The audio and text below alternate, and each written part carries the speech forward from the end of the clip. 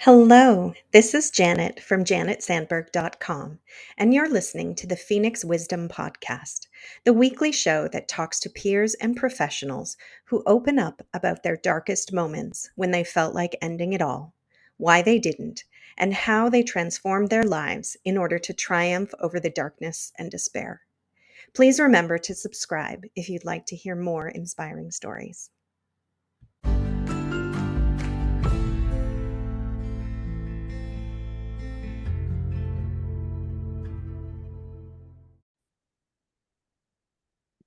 Hello, I am your host, Janet Sandberg, and welcome to another episode of the Phoenix Wisdom Podcast.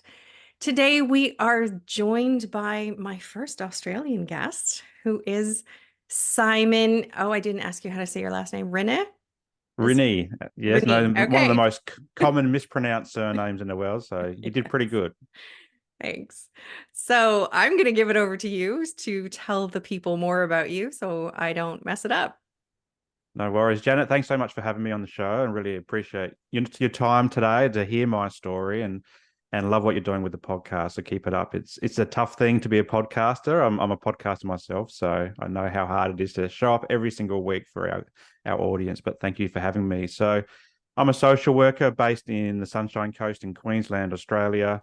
I'm a dad. I'm a husband. I've got my own private practice as a social worker, and I work in the therapy, in the mental health and disability space in the therapy world. So I'm really passionate about that work, and that work comes from essentially my lived experience of mental illness.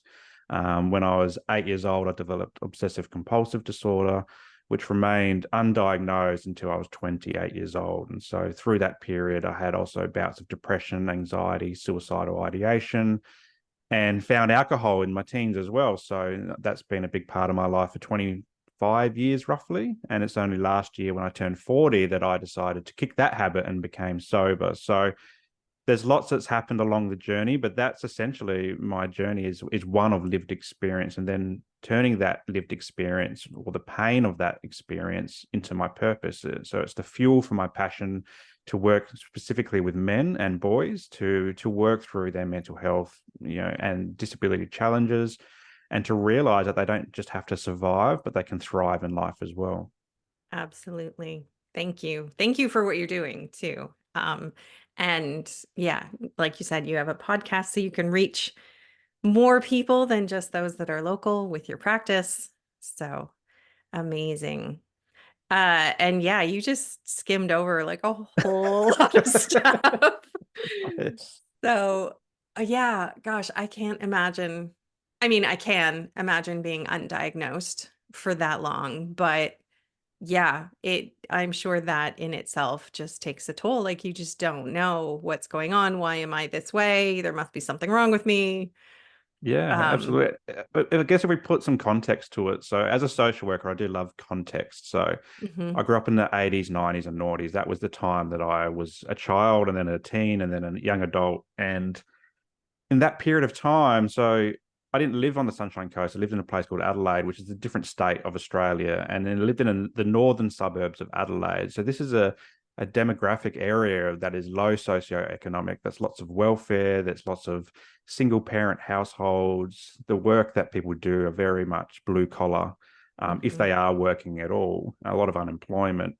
And during the 80s, 90s, and noughties, we didn't talk about mental health, No, no, particularly where I no. lived as well. And so the role models that I had were what I watched on TV. So, I had two older brothers and a little brother as well, but the older brothers dictated what we watched on TV, and that was things like The Terminator, it was things like Die Hard, it was things like Rambo. So these hyper masculine movies Right. that had the main character of walking through walls of fire or getting stabbed or getting shot and still surviving and saving the day. And so what we watched on TV was telling me that to be a boy and to be a man was to be someone who was tough. And this was reinforced by my dad and my older brothers, this hyper masculine household. We don't talk about our feelings. We don't know, if we're feeling sad, we don't cry, all these types of things. Mhm. Again, reinforced in the sports field. So we're a sports mad family. In fact, Australians are sports mad in general. Yeah. And so when I'm on the sports field, particularly the football field, if I got hit and I got knocked down and I got hurt, I dare not show any sort of emotion because that would make me the target of the next big hit. Mm-hmm. And all my players, the fellow teammates or my coach would say, just suck it up, get on, move on. We've got to win the game. That's more important than how you're feeling. And so, and then that was also reinforced in the schoolyard as well, with my Right. friends, with different teachers. With bullies, if you showed any sort of weakness, you would be targeted. And so all these things were impacting the way that I knew how to be a boy. And so to develop OCD at 8 years old, and I had to retrace my OCD as an adult to learn how early it presented. Mm-hmm. Um, but once that happened, I didn't know how to talk about it, and I was also a bit scared to talk about it because I didn't want anyone to say that I was weak or I was being a girl, or anything like that. I just wanted to be a boy and I wanted to be a man because that's what I knew that was acceptable from a household and society's standing. And so once that developed at 8 years old, and it progressed in my teens, particularly when mum and dad separated, so we became that single parent household in that area, and I felt this overwhelming need to be the boy, to be the man of the house as a 13, 14-year-old. And nobody put that expectation on me but me, because that was also a thing back then, is that you had a man of the household, and it was usually Right. your mate's dad or an uncle that was staying there, but all of a sudden I was that person. And so that's when it really ramped up, and to the point where it was almost out of control internally, but externally, you would not know that I was really struggling. And in Mm-hmm. fact, this was the period of time when I first experienced suicidal ideation, because I'd become so tired of having to manage my OCD thoughts and then also the behaviors that came with that. And then depression was coming in, anxiety was coming in. Yeah. I didn't know how to manage that. And so there was nights where I would, bury my head in the pillow and hope that I didn't wake up. Mm-hmm. And this continued throughout my life, and even it continued into my young adult years as well. That fear that I had, that need to be safe and feel safe, and all that type of stuff. And then the suicidal ideation kind of died away, but the depression was still there, the OCD was still there, the anxiety was still there, to the point of when I did get diagnosed in 28, I took it upon myself to go and see a GP and see a therapist. And it just felt so relieving to go, okay, this is what's going on. I now Mm-hmm. have some labels that I can associate these thoughts and feelings and behaviors towards. Now I can do something about it. But in the typical man style, I didn't do anything about it. I did go see a couple of therapists, but it felt like we were just talking and nothing was healing. I expected the magic wand response. Right. That didn't come. So I kept drinking, and I thought drinking was okay, but I've since come to realize that I was just suppressing everything. I Just was using it numbing. to, Yeah. yeah, I was using it to numb, and I was using it to feel normal and to take away the pain, to slow my brain down because it goes so fast that Mm. I just can't Mm-hmm. control it unless I'm doing something like that. But and then I turned into a dad. So in my late 30s became a dad, and this is where suicidal ideation came back. It was these Interesting. thoughts of, you know, what would happen if I drive the car off the road? And you're looking at these trees or these posts or whatever as you're driving past them, and that scared the hell out of me. That was like, whoa, that is not cool. I'm a dad. I'm a loving dad. I love my family. I don't want to do that type of stuff. And I was really scared to talk about that one. And in fact, I've never really talked about the teenage one either. I've kind of brushed over that situation. But as an adult, to think and want to share what's going on in my head, but really scared to, because I was worried about what would my wife say? Would she leave me? Would she kick me Mm. out the house? Would she take the kids away? Would child protection come and take my kids away? Would I be institutionalized? And Those are some so I was, heavy thoughts. Wow. Yeah. yeah, so they're heavy thoughts on top of the heavy On thoughts top that, of the heavy thoughts, on top of the yeah. dark thoughts. Yeah. And I was really scared to talk about that, because it also coincided with a period of my life where sharing my story was really important to me, to be my true authentic self, because I didn't want to hide behind the mask of mental illness. And so I did get the courage to tell my wife, and initially she was a bit worried and scared, course. But then she came around and goes, okay, we need to talk to your GP. And so I went to see my doctor, and I was really scared to tell him what was going on. And this was a moment of gold for me. Even though I'm a therapist and I've been working towards my social work degree as well, I wasn't really across this thing called intrusive thoughts. And he put it in a way that this was just an intrusive thought coming in, and it was just going to float out. And most people would ignore them, but because of my OCD, I was also worried that it was manifesting in a new way, that I was going to start avoiding things like driving my car as the behavior to Right. to, to manage that. And so he just, he put me at ease, and I felt okay to talk about it then. I'm like, okay, I can talk about this thing. Intrusive thought is not necessarily a desire to want to end my life or end the life of somebody else.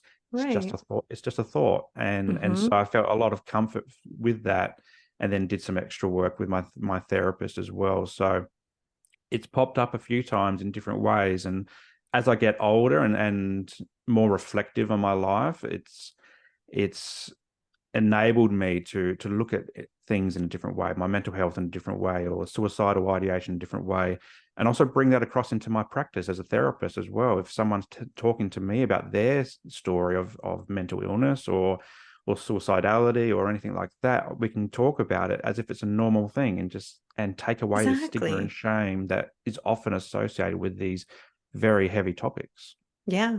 Well, that's the whole point of the podcast is Mm. for us to talk about it and for the people who are going through it to realize that it's pretty normal and a lot of us have these thoughts Mm. and to some, and it's a spectrum. The thoughts are a spectrum. Like a lot of times they're, like you said, when you were a teenager, it's just wishing to not be here anymore. It's not actually having a plan to actually end your own life. Like we don't want to do this anymore Yeah. and wishing ourselves away.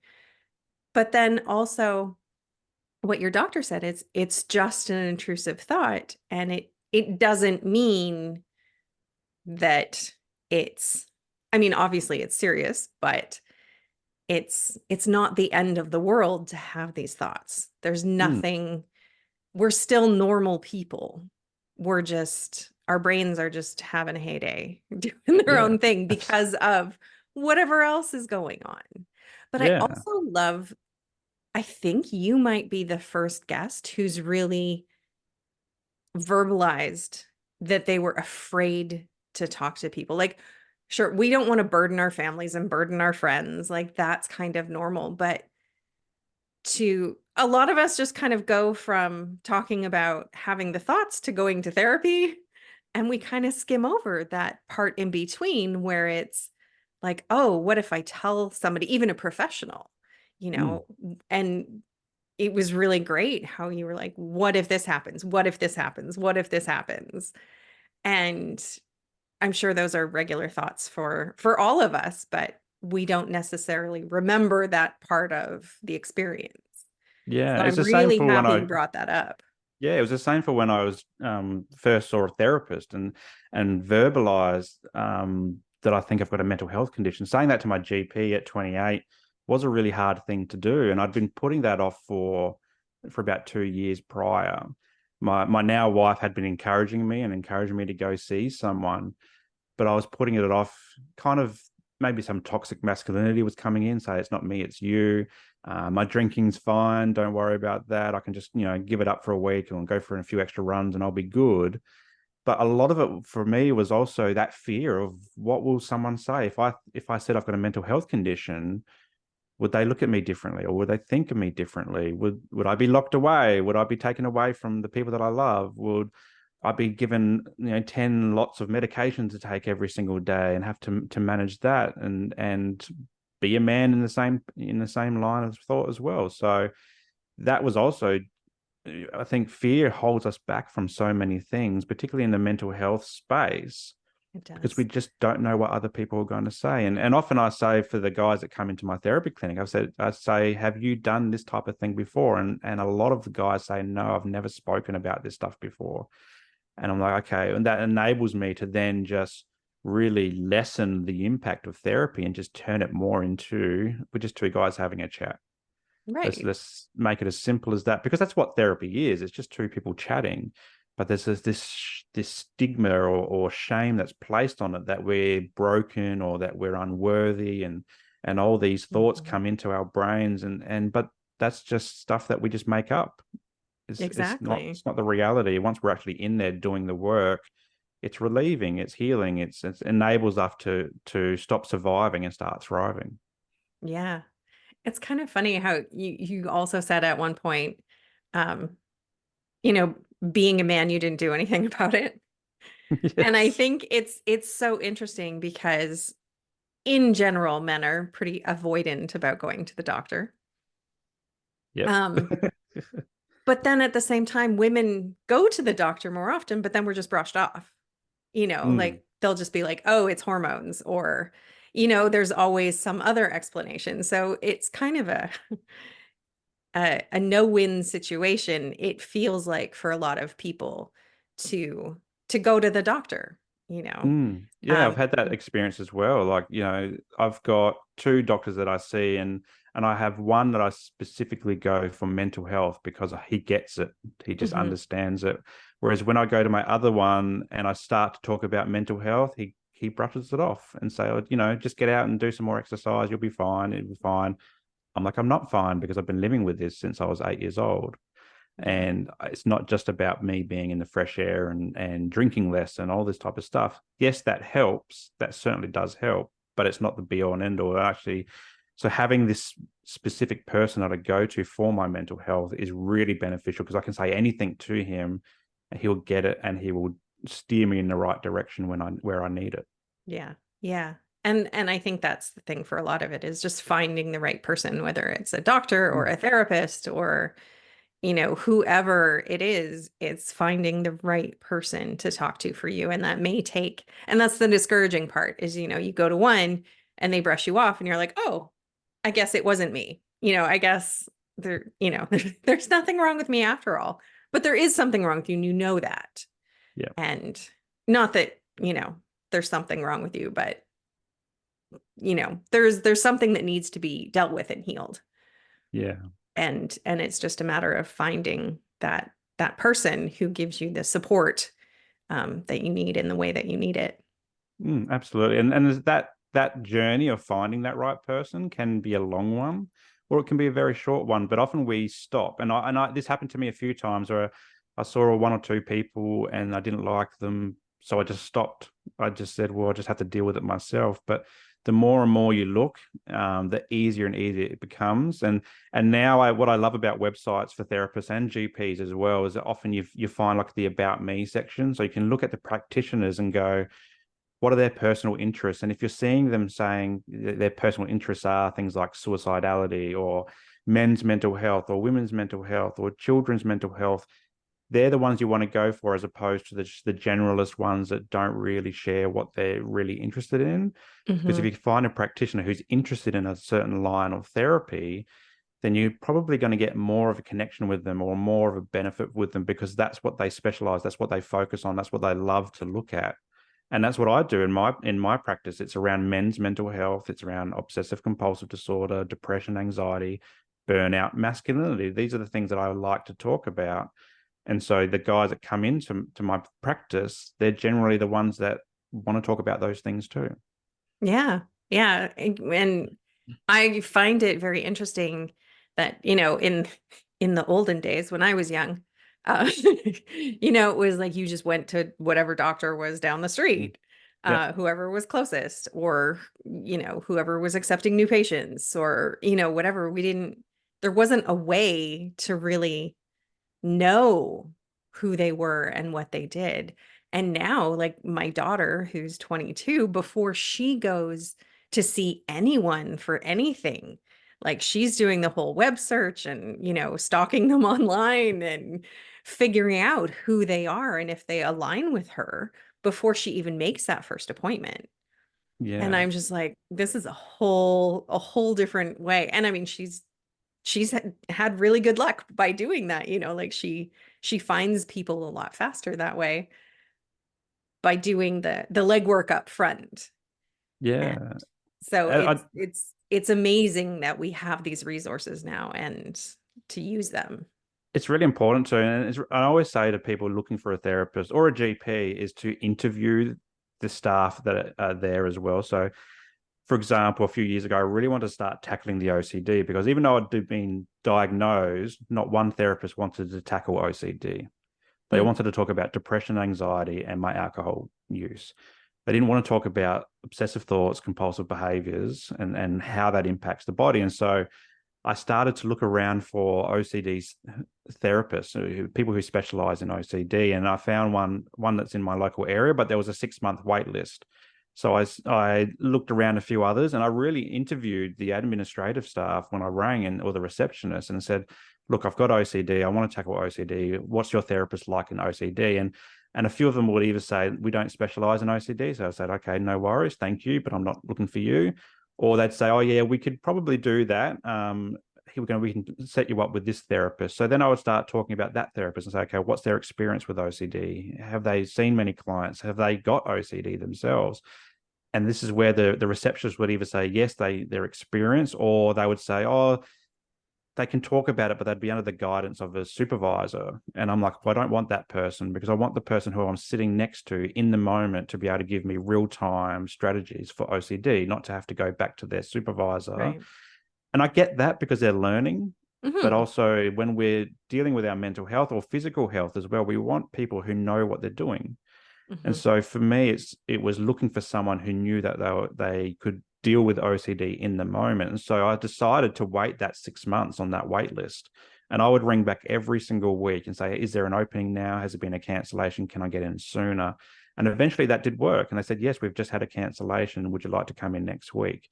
And I'm so glad I did that because the person I was connected with was a specialist in OCD. So we could talk openly about OCD. I can get the right information and the right strategies straight away. Even though it took 6 months to get in there, I'm so glad I waited. And I'm so glad I rang around and interviewed all these other types of clinics because it really it reaffirmed in my mind that I was in the right direction. I was looking for the right person to support me, and that could be for anything. It's not necessarily OCD. It could be with your physical health, your mental health, pediatrics as well for children is finding those right people. And once you find them, you hold on to them for dear life. Yes. Yes. I've had my therapist for, I think I've been seeing him now for probably close to 15 years. But initially started seeing him as a couples therapist with my ex-husband. And then that stopped and I continued to see him by myself. And then I moved away. Um, and so when I would come back to visit, I'd like squeeze myself into his schedule. Um, and I've seen other therapists, closer to home and things at work, but I've, maintained my connection with him. And now I'm back living in his area again, which is amazing because that connection is so important. And especially the fact that he also saw my ex-husband who Mm, was a mess and, all a lot of the issues I've been dealing with since then were sort of caused by him. So the fact that he knows my ex, like, it's priceless. So mm, once you've found that person, like, yeah, hold on for dear life because they are invaluable. And um, it's interesting. He's kind of become the family therapist. Like my daughter would go see him sometimes. And of course, because he knew me and her father, he's like, I see where all of this is coming from. And my stepdaughter sees him as well. So he's like, yeah, like he's got so many insights that's really, really helpful for our families. So yeah, once you find those priceless people, keep them in your life, whoever they are, even if they're not professionals, even they're friends or family members or neighbors, whoever, there are those people in your life that are there for a reason and mm. are are meant to help you through whatever it is. Yeah, So, absolutely. Yeah. And it's interesting because context is so important. So having your therapist who understood your ex and your daughter and your situation is really important because they can piece together the puzzle and understand why certain things and happen for a reason and who interacts with each other in a certain way. So that's really important from an ecological systems perspective. Yeah, very useful. And it's the same in the work that I do. I'm always finding out who's who in the zoo. I say, like, who's your family, who are your friends, where you're going in your communities, because once we start to piece that puzzle together, we can understand how people behave and how they interact and what they're doing in their lives. Because when we have certain relationships in our lives that maybe aren't positive, they're more in the toxic space or the negative space, they can really bring us down. So it's all around also reshaping and redesigning our social circles to bring the best out of ourselves. And often if a therapist or a GP can piece those puzzles together, that can also support you or whoever's listening on a journey for thriving, because it's easier for them to understand the full context as opposed to just your isolated situation. absolutely.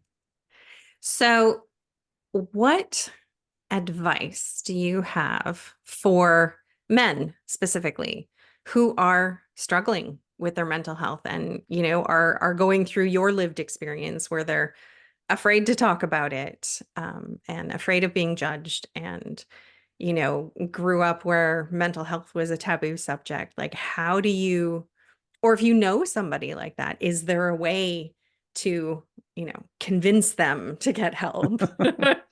That would be the most commonly asked question I get when I get a referral is, and it's usually from a wife or a sister or a mom or Like, a they are daughter. obviously struggling and they won't help themselves. What do I Yes, do? yes, Simon, how can I get them to see you? And I say, and it's brutally honest. I say you can't. I know. Like you can lead a horse to water, but you can't make it drink. Exactly. And for Yeah. guys, it's really tough. Like to get a guy into therapy is a really hard thing to do. And the ones that are dragged in, oh, I can't speak now, kicking and screaming, they're the ones that they last maybe one session and then they're out. Hmm. But the guys that can't that ring on their own accord and commit to it, they're the ones who maybe have had that light bulb moment that I had when I was 28, saying now's the time to speak. And I'd say to anybody, any guy particularly, or anyone, and this applies to anybody, is just recognizing that it's not weak to speak. It doesn't Oh, make you any I love less of that. a person to find the courage to say I'm struggling. And it doesn't have to be around mental health. It can be maybe you're just feeling overstressed, or maybe you've lost your job and you're just worried about the future, or maybe the finances have been a bit tough. They're tough worldwide at the moment. There's a lot of Hmm. inflation going around, and so Yeah. it doesn't have to be a mental health condition. It can be stress related, or it could be just uncertainty, but just recognizing that it's not weak to speak and to talk about what's going on, whether that's with a friend. It doesn't have to be a therapist. It could be a friend, a family member who have got, their head screwed on right. Or if you don't have those types of people, it could be someone at a local community group that you look up to and you admire as well. But if that doesn't work, your GP, your local doctor is a great place to start, because they can do some initial assessments and work out whether or not you need to see a therapist. But you also don't need that to see a therapist. You could just contact a therapy clinic, that's someone in your area. Do what we've talked about. Check out their social media, check out their website. If they've got a podcast like I do, check out the podcast, so then you can hear them, you can see them, you can see what they're writing and posting about. That's really useful. And in fact, I've got clients like that who don't want to be part of the mental health system, so they come and see me in a private capacity. They just pay my fee, and there's no doctors involved, there's no other people, and they just want to do it. And so, but you've got to have that kind of light bulb moment. And what I say to a partner or a friend or a family member who wants this man to go and see a therapist in their life, I just say to plant seeds. So eventually, if you plant enough seeds and you water those seeds, the seeds will sprout into a beautiful flower. And so you just plant those seeds. So hey, start off with conversations. How are you going today? And then they'll probably brush it off like I did, like most guys do. But eventually they might say, I'm struggling today, or I'm not feeling great today, or whatever. Or you could say, hey, I've checked out this Simon guy's podcast. So I thought you might be interested in it. It's a really good podcast, or for whatever reason, and send it to their phone. And then they might be on their walk or at the gym or going fishing or whatever they're doing and go, oh, yeah, I'm getting into podcasts lately. I might check this dude out. You start planting these seeds, and eventually they might hopefully have this light bulb moment where they go, okay, yeah, I've got to go talk to someone about this. And often I get those phone calls from guys where they've had that light bulb moment saying, I need to talk, but I don't know how to engage this mental health system. So then I walk them through it, for example. So I say, you can come see me in a private capacity, or you can go see your GP, and they can give you some guidance as well.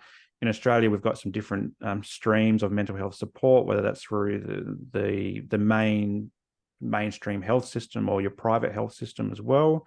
We've got a few other insurance schemes that can possibly provide you that support as well. And I just talk them through it and say, if you've never done this thing before, this is the journey that I've walked, and this is the journey that many other guys have walked. Off you go. Here's the information. Knowledge is power. Inform yourself, and then go find those right people for you, the right GP or the right therapist for you. And then often they call me back and say, I think you're the right person. So off we go and do some therapy. Awesome. I love it. Yeah. And it's very true. You can't make the horse drink. No. No matter how much you want them to. And definitely not to the pub and with beer, because beer and alcohol is the guy's normal way to drink and to solve issues. But what it really does, it just suppresses things. It's a depressant. And so Yeah. we want to direct them to water and have them drink the clean, good stuff. Yes. Yes. All right. Well, thank you so much for joining us today and sharing your story and your wisdom and your perspective. It's always good to have different people from all over the place and from different, coming at mental health from just different ways. And yeah, it's been awesome. Thank you so much. Thanks for having me, Janet. It's really been a pleasure to talk to you today, and keep up this great work, because this is a hard conversation to have for so many people. So you're doing a great job. Thank you.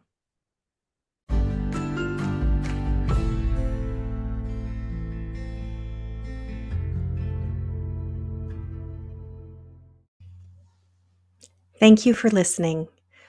Remember that you are loved, you are worthy, you are valuable, you are meant for more, and that it really does get better. If you are in crisis, there are numbers that you can call or text to get the help that you need. That information for Canada and the US is in the description below each episode. If you are in immediate crisis, please call 911. We love you, and I hope you'll listen again.